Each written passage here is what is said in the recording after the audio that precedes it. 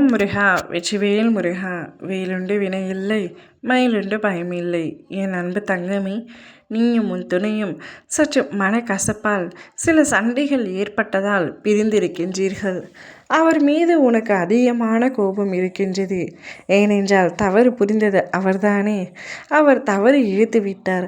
அதனால் உங்களுக்குள் பெரும் சண்டை எழுந்துவிட்டது. அதை மற்றவர்கள் சாதகமாக பயன்படுத்தி உங்கள் இருவரின் மனதிலும் நஞ்சை விதைத்து கொண்டிருக்கின்றார்கள்.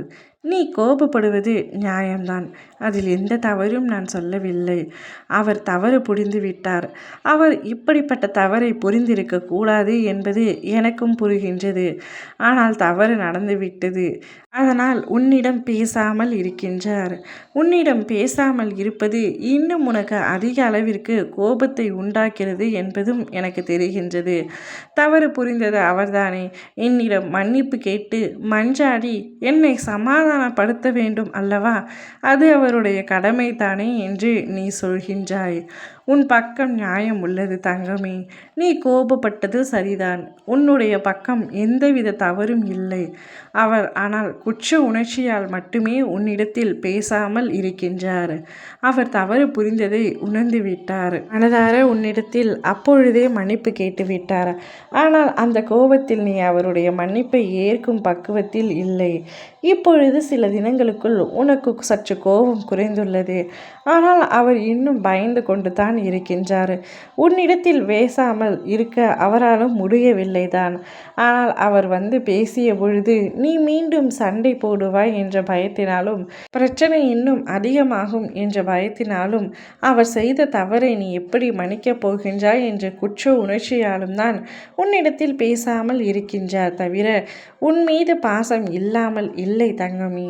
நீ அதை நினைத்து வருத்தம் கொள்ளாதே. அவருக்கு என் மீது சற்றும் பாசம் இல்லை. அதனால்தான் நான் சண்டை போட்டாலும் என்னிடம் வந்து பேசவில்லை என்று நினைக்காதே. பேசுவதற்கு சிறு நொடி போதும். ஆனால் அந்த பேச்சை நீ கேட்கும் மனநிலையில் இல்லை என்று தான் அவர் நினைக்கின்றார். அதனால்தான் உன் அருகில் அவர் வராமல் சற்று தள்ளியே இருக்கின்றார். ஆனால் இந்த நிலைமை கூடிய விரைவில் மாறும் தங்கமே. அவர் மீண்டும் உன்னிடமே வந்து சேருவார். எத்தனை காலம் அவரால் உன்னிடம் பேசாமல் இருக்க முடியும் சொல்? அவரால் சுத்தமாக முடியாது. உன்னாலும் முடியாது என்பது எனக்கு தெரியும். ஆனால் என் குழந்தைக்கு பிடிவாதம் அதிகம். எனவே நீயாக சென்று பேச மாட்டாய். நிச்சயமாக அவராகவே உன்னை தேடி வந்து உன்னிடம் மன்னிப்பு கேட்பார். கவலை கொள்ளாதே. அவருடைய அன்பை நிச்சயமாக உன்னிடம் பகிர்ந்து கொள்வார். நீ அவருக்கு அன்பு இல்லை என்று மட்டும் நினைத்து கொள்ளாதே தங்கமே. அதனால் நீயாகவே வருத்தப்படாதே. அனைத்தும் சரியாகிவிடும்.